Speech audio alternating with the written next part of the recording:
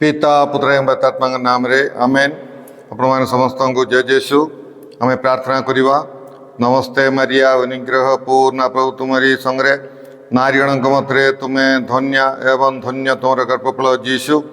ओई परमेश्वर माता पुण्य मरिया आमे मैंने पापी अंबमान निमंते वर्तमान व अंबानी मरण समय निमंत्रणा कर। कृष्णगढ़ मोर स्नेहर भाई भाई मैंने आपण समस्त को यही दैनिक आहार प्रोग्राम को मु स्वागत जनाऊँगी। आज हूँ सेप्टेम्बर मास 30 तारीख 2025। आज सुसमाचार लूक लिखित सुसमाचार 9 अध्याय 51 रु 56 पद पर्यंत मैंने सुसमाचार शुणा। तांकर समय सन्निकट हेबारु से जेरुसलेम अभिमुखे यात्रा कले। से वार्तावाह मानकु तांकर आगे पठाइले। जीवा बेले तांकर निमंते प्रस्तुत करने उद्देश्य रे सेमाने सामरिया मानकर गोटे ग्राम रे प्रवेश कले। किंतु से स्थान लोक माने तांकु ग्रहण कले नहीं, कारण जीशु जेरुसलेम अभिमुखे यात्रा करथिले। तेणु जीशुंकर दुई शिष्य जाकब और जोहन तांकु कहले, प्रभु कौन आपण चाहती जे आकाशरू अग्नि वृष्टि होई सेमानंकु ध्वंस करू बोली आमे आदेश करिबु। किंतु जीशु बोली पड़ी सेमानंकु उर्सना कले। तापरे सेमाने अन्य एक ग्राम को चली गले। प्रभुंकर सुसमाचार। हे प्रभु जीशु ख्रीष्ट तुमर प्रशंसा हो। कृष्णगढ़ मोर स्नेहर भाई भाई मैंने आज सुसमाचार प्रथम वाक्य रे आमे शुणिलु जे जीशुंकर समय हुए से जेरुसलेम अभिमुखे यात्रा कले। सही समय होची आम समस्त को जीशु परित्राण आनीदेवार समय। से निजको बलि देई मनुष्य जाति को परित्राण आनीदेवार सही समय। से समय हुए जीशु जेरुसलेम को गले। आम जाचु जेरुसलेम रे ही तांकर दुख जंत्रणा क्रूश मृत्यु सब हेबार थिला। साउ जीशुंकर प्रत्येक कार्य तांकर योजना अनुसार होउची। जीशुंकर जीवन रे तांकर निश्चित योजना रोची। आउ मनुष्य जाति को तांकर निज बलि द्वारा निजको बलि देई जंत्रणा भोग करी क्रूस रे मृत्यु भोग करी मनुष्य जाति को परित्राण आनीदेवा तांकर मुख्य लक्ष्य। तेणुक यही लक्ष्य पूर्ण करने जीशु जेरुसलेम को गले।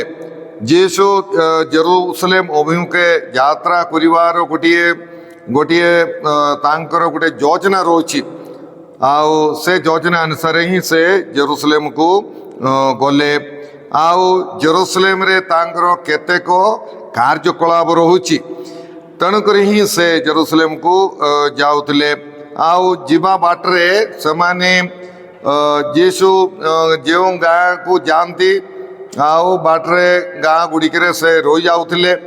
आउ सेहीपरी सेही सामरियार गोटे ग्राम रे सेही दिन रहिबा पाई जीशु इच्छा कले।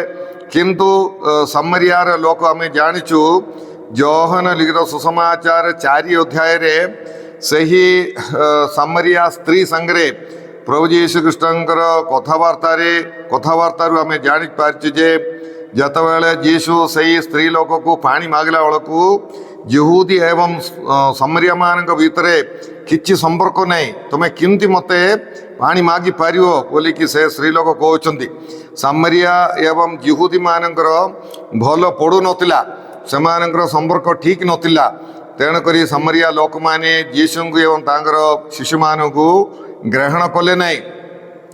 से यही मनोभाव को देखिकी यही शत्रुतार मनोभाव को देखिकी एवं शिष्य प्रेरित माने तांकर इच्छा पूर्ण न हेबारु सामरिया मान को ऊपरे समाने राग रखिले, समाने रागिले। एवं जीशु को जोहन एवं जाकब समाने पचारिचंदी, प्रभु तुम्हें कौन चाहुच? आमे आकाशरू ଅଗ୍ନି ଆଣିକି ଏମାନଙ୍କୁ ଧ୍ୱଂସ କରିଦେବୁ କି ଏ ପ୍ରକାର ସେମାନେ ପଚାରିଛନ୍ତି। ସ୍ନେହର ଭାଇ ଭଉଣୀମାନେ, ପ୍ରଭୁ ଯୀଶୁଖ୍ରୀଷ୍ଟଙ୍କର ଶିକ୍ଷା ସବୁ ଶୁଣିଲା ପରେ ଶତ୍ରୁମାନଙ୍କୁ ତୁମେ ପ୍ରେମ କର, ଏ ସବୁ ଶିକ୍ଷା ଶୁଣିଲା ପରେ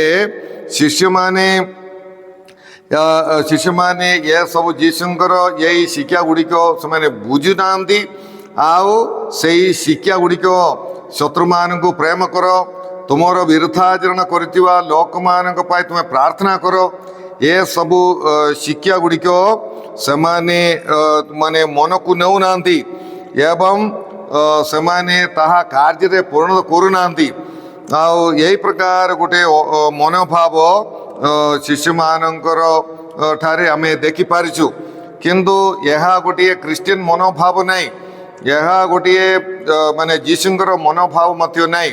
ତେଣୁକରି ଯୀଶୁ ସେମାନଙ୍କୁ ଉର୍ଷଣା କଲେ, ସେମାନଙ୍କୁ ଯୀଶୁ ଗାଳି କଲେ। ସ୍ନେହର ଭାଇ ଭଉଣୀମାନେ, ଆମ୍ଭେମାନେ ମଧ୍ୟ ବେଳେ ବେଳେ ଆମର ବିରୁଦ୍ଧାଚରଣ କରିଥିବା ଲୋକମାନଙ୍କୁ, ଆମର ଇଚ୍ଛା ପୂର୍ଣ୍ଣ ନ କରିଥିବା ବ୍ୟକ୍ତିମାନଙ୍କ ବିରୁଦ୍ଧରେ ଆମେ ପ୍ରତିଶୋଧ ମନୋଭାବ ବେଳେବେଳେ ଆମେ ରଖୁଛୁ। ଆମେ ଜଣେ ଖ୍ରୀଷ୍ଟିଆନ ହୋଇକି, ଯୀଶୁଙ୍କର ଶିଷ୍ୟ ହୋଇକି ଆମେ ସେଇ ପ୍ରକାର ମନୋଭାବ ରଖିବା ଯୀଶୁଙ୍କର ଇଚ୍ଛା ନାହିଁ। ଆଉ ସେହିପରି ଯୀଶୁଙ୍କର ବା ଖ୍ରୀଷ୍ଟିଆନ ମନୋଭାବ ଏଇଟା ନାହିଁ। ହେଲେ ଆମେ କ'ଣ କରିବାକୁ ପଡ଼ିବ?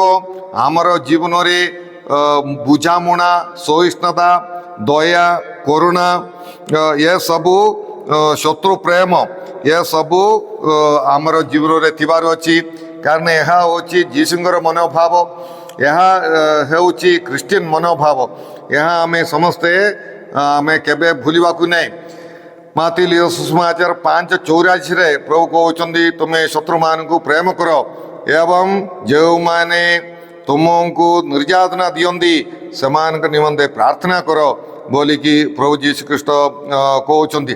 ତେଣୁ ପ୍ରିୟ ଭାଇ ଭଉଣୀମାନେ, ତାଙ୍କର ସୁସମାଚାର ଶୁଣୁଥିବା, ପ୍ରଭୁ ଯୀଶୁଖ୍ରୀଷ୍ଟଙ୍କର ଶିକ୍ଷା ଶୁଣୁଥିବା, ଆଉ ପ୍ରଭୁ ଯୀଶୁଖ୍ରୀଷ୍ଟଙ୍କର ଶତ୍ରୁ ପ୍ରେମ ଅନୁଭବ କରିଥିବା, କ୍ରୁଶ ଉପରେ ମଧ୍ୟ ନିଜକୁ ମାରି ଦେଇଥିବା, ତାଡ଼ନା ଦେଇଥିବା ଲୋକମାନଙ୍କୁ କ୍ଷମା ଦେଇଥିବା ସେଇ ପ୍ରଭୁ ଯୀଶୁଖ୍ରୀଷ୍ଟଙ୍କର ଶିଷ୍ୟ ହୋଇକି ଆମେ ପ୍ରତିଶୋଧ ନେବା କେବେ ଠିକ୍ ହେବ ନାହିଁ। ତେଣୁକରି ଆମେ ଏହି ଦୟା, କ୍ଷମା ଦର୍ଶାଇବା ପାଇଁ, ଶତ୍ରୁଙ୍କୁ ପ୍ରେମ କରିବା ପାଇଁ ଆମେ ସମସ୍ତେ ଚେଷ୍ଟା କରିବା, ସମସ୍ତଙ୍କୁ ଆମେ କ୍ଷମା ଦେବା। ତାହେଲେ ପ୍ରଭୁ ଆମର ପାପ କ୍ଷମା କରିବେ ଏବଂ ଏହି ପୃଥିବୀରେ ଆମେ ଗୋଟିଏ ଉତ୍ତମ ଦୃଷ୍ଟାନ୍ତ, ଆମେ ଏହି ନିରୀହ ଲୋକର ମଧ୍ୟ ବିରୁଦ୍ଧାଚରଣ କରିଥିବା, ନିରୀହ ଲୋକକୁ ମଧ୍ୟ ଯାଇକି ଗଳା କାଟି ଦେଉଥିବା ଏହି ଦୁନିଆରେ ଆମେ ଏହି କ୍ଷମାର ସେଇ ସୁସମାଚାର ଆମର ବ୍ୟବହାର ଦ୍ୱାରା ପ୍ରଚାର କରିବା ପାଇଁ ଆମ୍ଭେମାନେ ସମସ୍ତେ ଚେଷ୍ଟା କରିବା। ଅନ୍ୟର କ୍ଷତି ନ ଚାହିଁକି ଅନ୍ୟର ମଙ୍ଗଳ ଆମେ ଚାହିଁବା ଏବଂ ଅନ୍ୟମାନଙ୍କର ମଙ୍ଗଳ କରିବା ପାଇଁ, ସାହାଯ୍ୟ କରିବା ପାଇଁ, ସେବା କରିବା ପାଇଁ ଆମେ ଚେଷ୍ଟା କରିବା।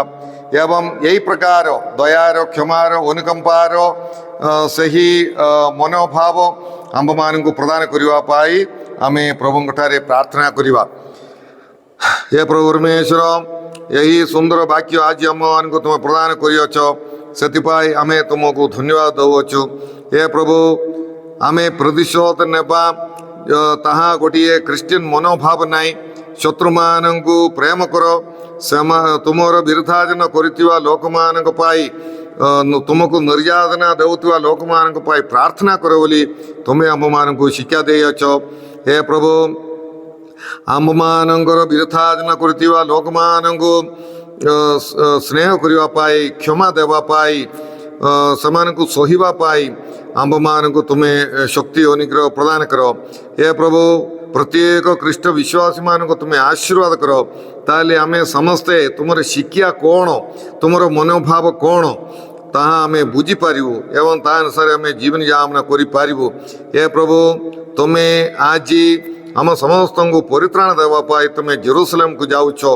ଆମର ଜୀବନରେ ମଧ୍ୟ ତୁମେ ଆଣିଦେଇଥିବା ସେହି ପରିତ୍ରାଣ ନିଜର କରିବା ପାଇଁ ଆମ୍ଭମାନଙ୍କୁ ପରିତ୍ରାଣ ଦେବା ପାଇଁ ତୁମେ ଜେରୁସାଲେମକୁ ଯାଉଥିଲ।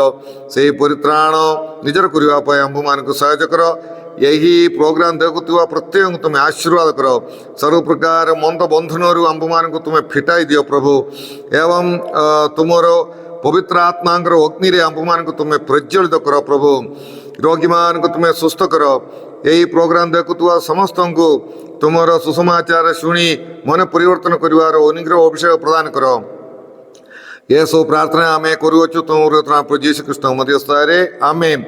ସର୍ବଶକ୍ତିମାନ ପରମେଶ୍ୱର ପିତା ଓ ପୁତ୍ର ଏବଂ ପବିତ୍ର ଆତ୍ମା ଆପଣମାନେ ସମସ୍ତଙ୍କୁ ଆଶୀର୍ବାଦ ପ୍ରଦାନ କରନ୍ତୁ, ଆମେନ୍।